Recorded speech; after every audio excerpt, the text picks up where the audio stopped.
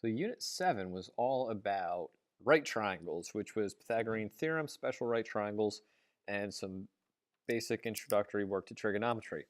So if we look at these triangles here, we want to find the missing side. Now these are both right triangles. We know with right triangles, we have the formula a squared plus b squared equals c squared, with c being the hypotenuse. This is the Pythagorean theorem. So for number 1 here, we have the two legs, which are a squared and b squared.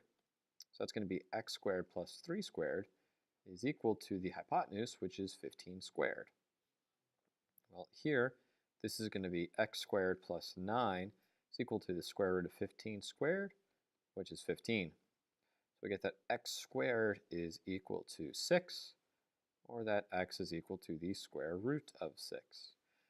Because the square root of 6 is going to be an irrational number, it's a very long decimal, we're going to leave it as the square root of 6. Now, if we got something like the square root of 4, we would rightly simplify that to 2.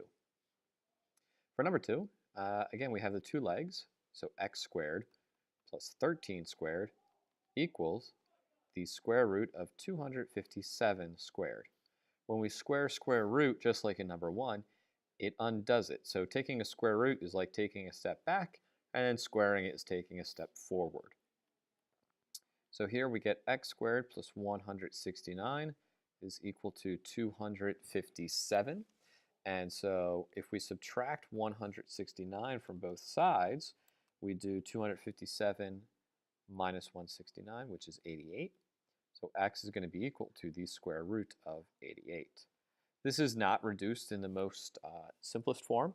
However, for our purposes, it will be. And you can leave your answer just like this. All right, now state if each triangle is a right triangle. Well, if it's a right triangle, then a squared plus b squared must equal c squared.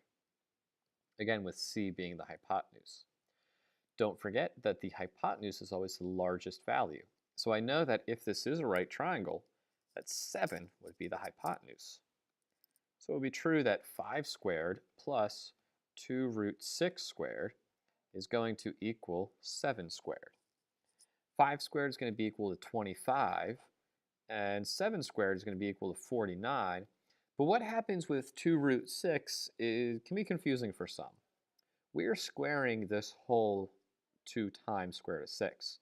That means we're going to be squaring 2 and the square root of 6. So 2 squared is 4, and the square root of 6 squared is still 6. So 4 times 6 is 24. And so if we get this, we get that 49 is equal to 49, which checks out. So yes, this is a right triangle. For number 4, 14 is going to be the supposed hypotenuse because that's larger than the other values. If you're not sure, like, ooh, is 3 times the square root of 19 larger than 14? Put it in your calculator. This decimal is about 13.08, and that's definitely less than 14. So something to think about. Okay, so again, if this is the hypotenuse, then I should have 6 squared plus 3 times the square root of 19 squared will equal 14 squared. So again, we have that 6 squared is going to be equal to 36, and 14 squared is 196.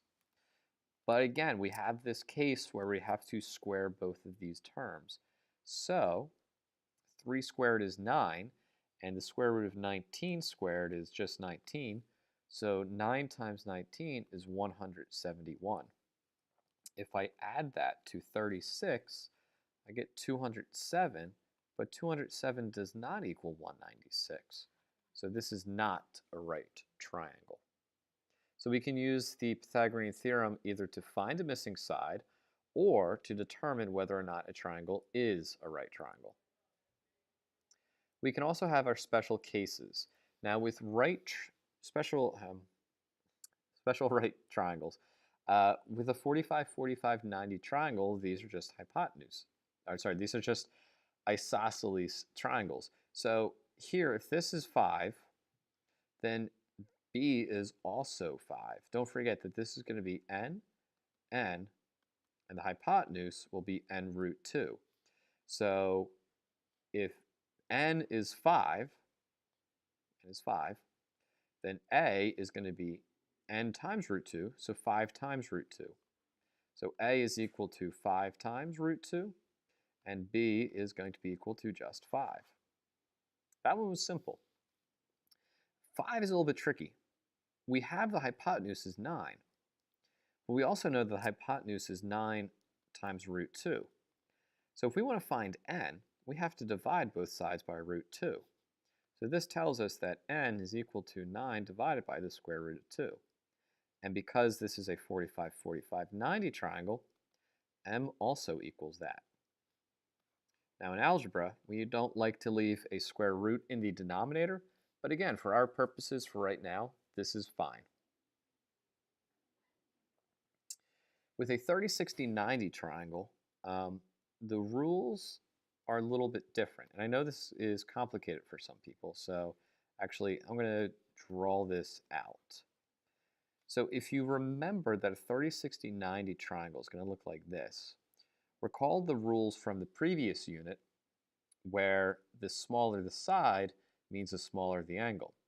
So 30 degrees is the smallest angle, so it's going to be opposite of the smallest side. So this is going to be 30 degrees, this is going to be 60 degrees, and obviously the largest angle is 90 degrees, and that's going to be opposite the largest side, which is the hypotenuse. As long as you remember that the sides are n root 3, and 2n, you can remember that the smallest value is n, and so that's going to be opposite the smallest angle. The second smallest angle is n root 3, or sorry, the second smallest side is n root 3, and that's going to be opposite the second smallest angle. That's n root 3. And then the largest side is just going to be the 2n, so that's the hypotenuse. So here we can see that the hypotenuse is 10. So that means that 2n is equal to 10, so n must be equal to 5. Well, if we have these sides here, opposite of the 60 degree is n root 3, so u is going to be 5 root 3. V is the side that's opposite of this 30 degrees, and that's going to be n. So V is n, which is 5. Here, we can see that opposite of 60 degrees is 10. Well, opposite of 60 degrees is n root 3.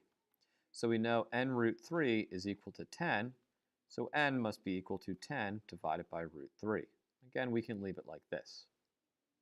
Which side is n? Well, it's the side that's opposite of 30 degrees. So if this is 30 degrees, V is opposite, so V is going to be equal to just n, which is 10 divided by root 3. And the hypotenuse, which in this case is u, is going to be 2 times that value. So if I take this 10 over root 3 and multiply it by 2, I get 20 over root 3.